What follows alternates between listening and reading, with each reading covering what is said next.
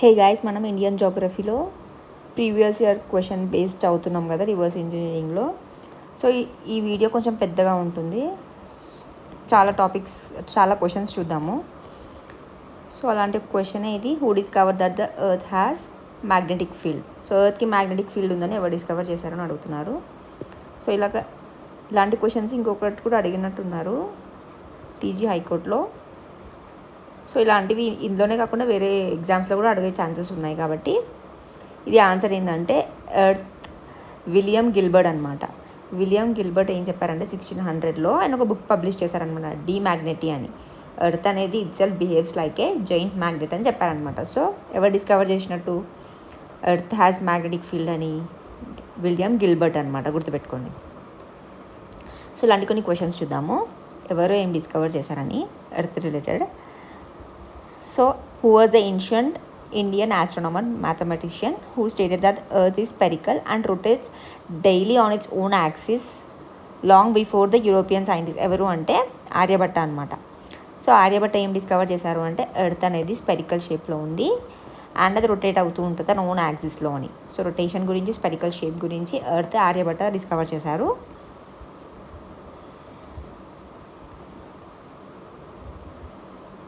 Famous analogy of a man in a moving boat seeing stationary objects on the river bank moving backward.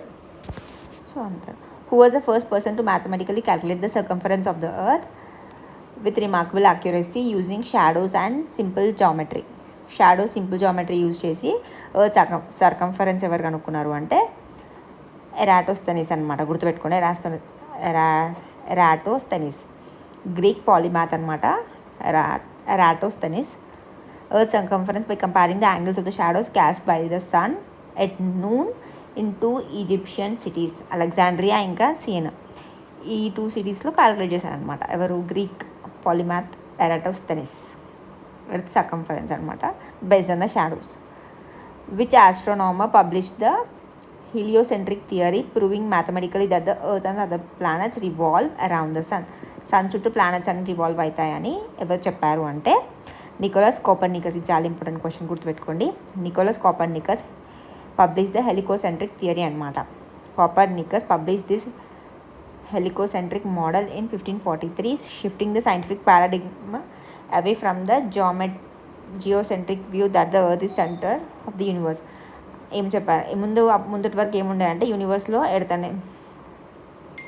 చుట్టే ఉంటుంది universe అని అనుకున్నారు, earth geocentric పాయింట్గా అనుకున్నారు కదా. దాని తర్వాత ఏమైందంటే కాదు, సన్ చుట్టూ ప్లానెట్స్ అన్ని తిరుగుతాయి. సో ఇది హీలియోసెంట్రిక్ మోడల్. సన్ అనేది సెంటర్, నాట్ ద ఎర్త్ అని చెప్పి ఎవరు చెప్పారు అంటే కోపర్నికస్ అనమాట, నికోలస్ కోపర్నికస్ అనమాట. In 1851 which French physicist provided direct visual experimental proof that the earth rotates on its vertical axis using a long heavy pendulum. Vertical యాక్సిస్లో rotate అవుతుంది earth అనేది ఎవరు చెప్పారు అంటే సైంటిఫిక్ లియోన్ ఫోకాల్ట్ అంట. ఈ Foucault pendulum experiment demonstrated the rotation of the earth beneath A swinging pendulum. A discovery celebrated globally on earth rotation day. Earth ఇలా rotate అవుతుందని ఎవరు చెప్పారు అంటే పెండ్యులం ఎగ్జాంపుల్ తీసుకొని చెప్పారనమాట, Leon Foucault. Who proposed the theory of continental drift. Continental drift అనగానే మీకు Alfred Wegener గుర్తు రావాలన్నమాట. Suggested that all earth's continents were once join together. ఒక దగ్గరే ఉండేది, అది మెల్లగా in a single super continent call Pangaea లాగా ఉండేది కదా. దాని తర్వాత గోండ్వానా అట్లా ఫామ్ అయ్యి డ్రిఫ్ట్ అయిపోయాయి. దీన్ని కాంటినెంటల్ డ్రిఫ్ట్ అంటారు. అది ఎవరు చెప్పారు అంటే ఆల్ఫ్రెడ్ వీగ్నర్. ఇప్పటివరకు ఏమేమి చూసాం మనము? ఆర్యభట్ట ఏం డిస్కవర్ చేశారు? ఎర్త్ అనేది స్పెరికల్, అది తన ఓన్ యాక్సిస్లో రొటేట్ అవుతుందని ఆర్యభట్ట చెప్పారు. అండ్ ఎరాటోస్థెనిస్ ఏం చెప్పారు? షాడోస్ యూజ్ చేసి ఎర్త్ సర్కంఫరెన్స్ కనుక్కున్నారు. హీలియోసెంట్రిక్ అని ఎవరు చెప్పారు? నాట్ ద ఎర్త్ కాదు సెంటర్లో ఉన్నది, సన్ అనేది సెంటర్లో ఉందని ఎవరు చెప్పారు అంటే కోపర్నికస్ అనమాట. అండ్ ఎర్త్ వర్టికల్ యాక్సిస్లో పెండులం యూజ్ చేసి వర్టికల్ యాక్సిస్లో రొటేట్ అవుతుంది. Earth rotates on its vertical axis using a long pendulum ఎవరు అంటే లియోస్ ఫోకాల్ట్ అనమాట. కాంటినెంటల్ డ్రిఫ్ట్ ఆల్ఫ్రెడ్ వీగ్నర్ అనమాట. నెక్స్ట్ ఇంకా కొన్ని చూద్దాము. ఎర్త్కి solid inner core distinct from its, ఎర్త్లో కోర్ ఉంటుంది కదా, solid inner core liquid outer కోర్తోని డిఫరెంట్ ఉంటుంది by studying earthquake shock waves. ఎవరు అంటే ఇంగి లెమన్, గుర్తుపెట్టుకోండి. లెమన్ మన లైన్ కూడా ఉంటుంది కదా అది, సో గుర్తుపెట్టుకోండి. The boundary marking the sharp distinction between the earth's crust and the upper mantle. Crust mantle core కదా, సో అప్పర్ మ్యాంటిల్కి 034 2900, అది అప్పర్ మ్యాంటిల్ అంటే 100 వరకు ఉంటుంది కదా. సో ఈ అప్పర్ మ్యాంటిల్కి క్రస్ట్కి is named after which scientist who discovered in 1999. ఇది మొహరోవిసిక్ అంటాం కదా. ఇది ఈ boundary transition between the earth's crust నుంచి అప్పర్ మ్యాంటిల్, మొహరోవిసిక్. అదేమో లెమన్, ఇదేమో మొహరోవిసిక్ కదా. ఇన్నర్ కోర్కి అవుటర్ కోర్కి మధ్యలోనేమో లెమన్, ఈ క్రస్ట్కి అప్పర్ మ్యాంటిల్కి మధ్యలో ఉన్నదేమో Mohorovicic. Who discover the core mantle boundary. కోర్కి ఇది ఇన్నర్ కోర్, అవుటర్ కోర్కి అయితే లెమన్ కదా, ఈ మొత్తం కోర్కి ఈ మ్యాంటిల్కి మధ్యలో ఇది ఏంది అంటే గుటెన్బర్గ్ కదా, గుటెన్బర్గ్. అదే ఈ మ్యాంటిల్కి క్రస్ట్కి మధ్యలో అయితే ఇందాక చూసాం కదా మొహరోవిసిక్, గుటెన్బర్గ్, లెమన్, ఎంజిఎల్, మేగల్ గుర్తుపెట్టుకో, మేగల్. సో మొహరోవిసిక్ ఏమో క్రస్ట్కి మ్యాంటిల్కి మధ్యలో, గుటెన్బర్గ్ ఏమో మ్యాంటిల్కి కోర్కి మధ్యలో, ఇదేమో ఇన్నర్ కోర్ అవుటర్ కోర్కి మధ్యలోనేమో లెమన్. గుటెన్బర్గ్ ఏమో అదే మ్యాంటిల్కి కోర్కి. Who discovered the universal law of gravitation, providing the mathematical framework to explain how the earth keeps the moon in orbit and holds its own atmosphere. ఎవరు చెప్పారు అంటే Newton చెప్పారనమాట. Gravitation దేనికి related అన్న న్యూటనే కదా. So ఏం చెప్పారంటే laws of motion, publish the laws of motion and universal gravitation in his 1687 work Principia, explaining why objects fall to the earth and how planetary gravity works. Gravity అనేది ఎలా work అవుతుంది, ఎందుకు earth మీదకి objects పడతాయని gravitation గురించి చెప్పింది ఎవరు అంటే న్యూటన్ అనమాట, Isaac Newton. Providing the mathematical framework to explain how earth keeps moon in it's orbit. Moon తన ఆర్బిట్లో ఉంటుంది కదా, ఎలా ఎర్త్ తన మూన్ని ఆర్బిట్లో పెట్టి ఇంకా హోల్డ్ ఇట్స్ ఓన్ అట్మాస్ఫియర్, ఎందుకు అట్మాస్ఫియర్ ఉంటుంది అదంతా ఎక్స్ప్లెయిన్ చేశారనమాట. ఎవరు? ఐసాక్ న్యూటన్ అనమాట. సీ ఫ్లోర్ స్ప్రెడ్డింగ్ ఇదంతా, ఇందాకనేమో కాంటినెంటల్ డ్రిఫ్ట్ కదా, అది Alfred Wegener. Sea floor spreading providing in the early 1960, providing the vital mechanism that explain how earth's tectonic plates move over time. Plates అనేవి move over time. Sea floor spreading గురించి చెప్పింది ఎవరంటే Harry Hess అంట. Sea floor spreading showing that the new oceanic crust forms at mid-oceanic ridges and spread outwards, which fully supported and completed Wegener's early. So వెగ్నర్ది continental డ్రిఫ్ట్ని support చేసింది అంటే ఇది Harry Hess యొక్క సీ ఫ్లోర్ స్ప్రెడింగ్ అనమాట. దాని తర్వాత Isaac Newton was the first to mathematically deduce that due to its rotation earth is not rotation వల్ల తన ఓన్ యాక్సిస్లో రొటేట్ అవుతుంటుంది కదా, not a perfect sphere but rather which specific shape. So spherical shape అని ఎవరు చెప్పారు? ఆర్యభట్ట చెప్పారు కదా, ఇందాక చూసాం కదా, స్పెరికల్ షేప్ ఇంకా రొటేట్ అవుతూ ఉంటుందని ఆర్యభట్ట చెప్పారనమాట. దాని తర్వాత ఇది రొటేట్ అవుతూ ఉంటుంది కాబట్టి ఇది కంప్లీట్ ఎగ్జాక్ట్ స్పెరికల్ షేప్లో ఉండదు, ఆబ్లేట్ స్పెరాయిడ్ ఉంటుంది అని ఎవరు చెప్పారు అంటే ఐసాక్ న్యూటన్ అనమాట. సో న్యూటన్ అంటే గ్రావిటేషన్ గురించి ఇంకా ఆబ్లేట్ స్పెరాయిడ్ గురించి చెప్పారనమాట. ఆబ్లేట్ స్పెరాయిడ్ గురించి ఎవరు చెప్పారు అని అడుగుతారు. In his work Principia Newton argued that the centrifugal forces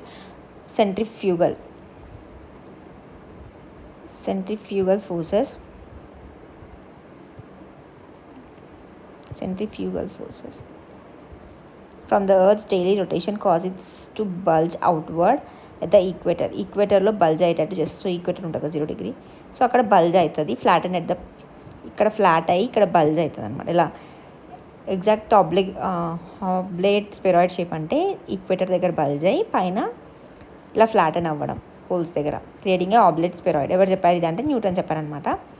Alfred Einstein ఏం చెప్పారు?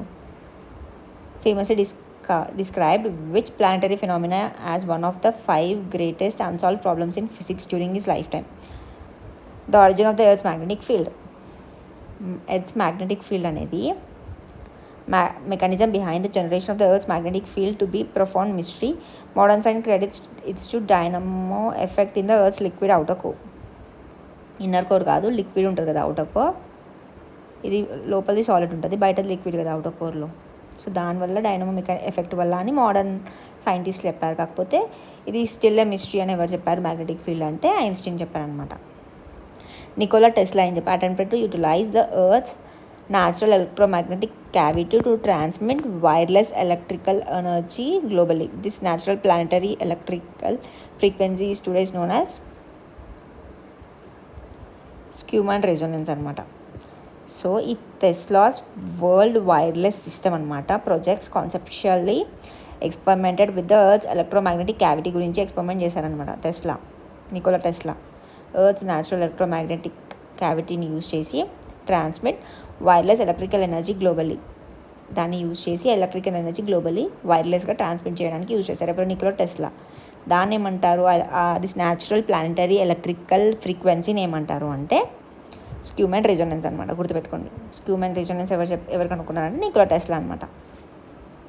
Decades later Schumann mathematically predicted the Schumann resonance the global electromagnetic, ఇతను కనుక్కున్నాడు అనమాట ఫస్ట్. దాని తర్వాత డికేడ్స్ లేటర్ ఈ Schumann mathematically predicted the Schumann resonance the global electromagnetic frequency generated by world wide lightning strikes వల్ల జనరేట్ అవుతాయని చెప్పారనమాట. According to Albert Einstein theory of general relativity. ఈ క్వశ్చన్ సపరేట్గా కూడా అడగచ్చు. జనరల్ రిలేటివిటీ ఎవరు కనుక్కున్నారు అని ఆల్బర్ట్ ఐన్స్టీన్ అనమాట. ఎవరు చెప్పారు ఈ థియరీ అని? Albert Einstein. Does a massive body like the earth effect the space and time around it అంటే it warps and curves the fabric of space time. దాని చుట్టూ ఇట్లా చేసేసుకుంటుంది అనమాట. Curves the fabric of space ఇంకా టైమ్ని చేసేసుకొని అరౌండ్ ఇట్ అని చెప్పి Einstein prove that the gravity is అంటే మెకానికల్ పుల్లింగ్, అంటే ఫిజికల్గా పుల్లింగ్ అట్లా కాదు force as a Newton described, but rather the geometric bending of the space ఇంకా టైం రెండు బెండ్ అయి caused by the mass. Spacecraft like gravity prove be visually prove this warping effect around the earth. Newton ఏం చెప్తారంటే gravity అనేది ఒక mechanical pulling అని చెప్తారు, అలా కాదు. ఐన్స్టీన్ ఏం చెప్పారంటే it is a geometric bending of space ఇంకా టైం అనమాట, కాస్డ్ బై ద మాస్. దీన్ని ఎక్స్ప్లెయిన్ చేసింది ఏది అంటే gravity prove be visually prove this warping effect around earth అనమాట. Newton's law of universal gravitation states that the gravitational force pulling an object towards the center of the earth is inversely proportional to what? Force అనేది inversely proportional to square of the radius అనమాట. గుర్తుపెట్టుకోండి, square of the distance or radius. Radius అంటే ఇది కదా, from the centre to the outer, ఇది radius, whole of the diameter కదా. So square of the distance from the earth centre 1/r² is proportional to force కదా. ఇది inversely proportional అవుతుంది కదా. So distance పెరిగే కొద్దీ ఫోర్స్ అనేది తగ్గుతుంది అనమాట. ఇది Newton's law of universal gravitation అనమాట.